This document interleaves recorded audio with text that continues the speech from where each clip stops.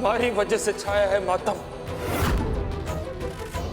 कुंदन, आप ये सब क्या बोल रहे हो? सच कह रहे हैं माँ साहब, हमने छीनी है इस घर से सबकी खुशियां।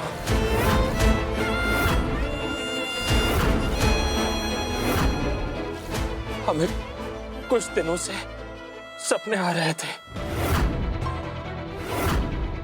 और वो सारे के सारे सपने सच हो रहे थे।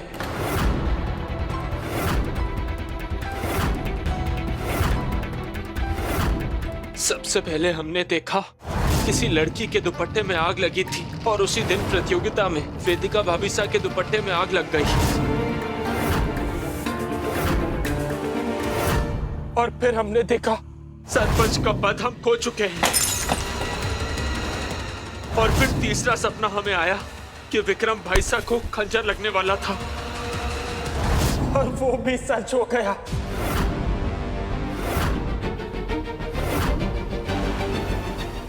हमें कुछ समझ नहीं आ रहा था कि क्या करें, इसलिए पंडित जी के कहने पर हमने पूजा रखवाई थी। पूजा के समय पे भी हमें भाई साहब दिखे और उनकी मौत दिखी। हम अस्पताल जा रहे थे उनसे मिलने। हम दरवाजा खोलने गए और हमने देखा कि भाई साहब वापस घर आ गए। हम कुछ सोच पाते समझ पाते उससे पहले ही भाई साहब बेहोश हो गए और कुछ ही मिनटों में हम सब कुछ छोड़कर चले गए। मतलब आप सब कुछ जानते थे?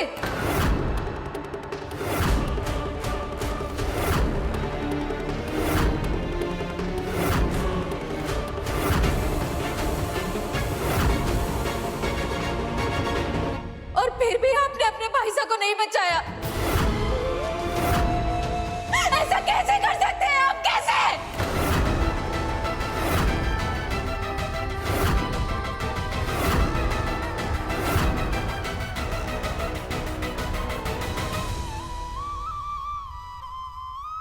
हम भी तब से यही सवाल कर रहे हैं खुद से भाभी साहब, कैसे नहीं बचा पाए भाई साहब को।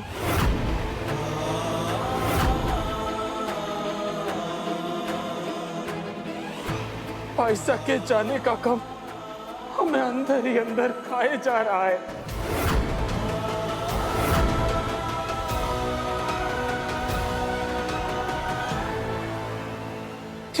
कैसे नहीं बचा पाए भाई साहब को।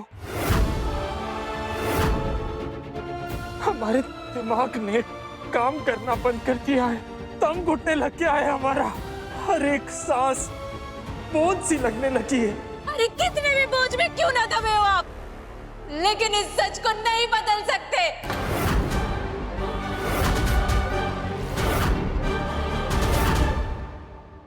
कि हुकुम साके जीते जी जानते थे आप उनकी मौत के बारे में, और फिर भी आपने कुछ नहीं किया, कुछ नहीं।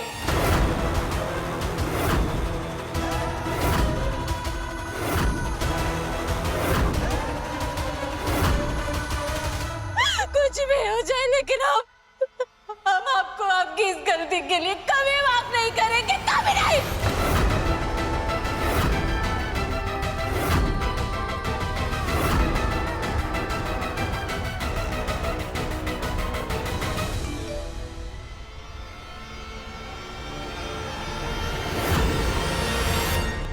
घेवर, कुंदन को फिलहाल एक दिमागी डॉक्टर की जरूरत है, इसीलिए मैंने एक डॉक्टर का पता लगाया है जिसने ऐसे बहुत सारे केस हल किए हैं। पर वो डॉक्टर थोड़ी सी अलग है। वो ज्यादा लोगों के बीच रहना पसंद नहीं करती, इसीलिए उसके बारे में कुछ ऑनलाइन तुम्हें नहीं मिलेगा। मैंने अपने खास दोस्त से उसका नंबर निकलवाया है, ये लो। देखना, ये कुंदन को पक्का ठीक कर देगी।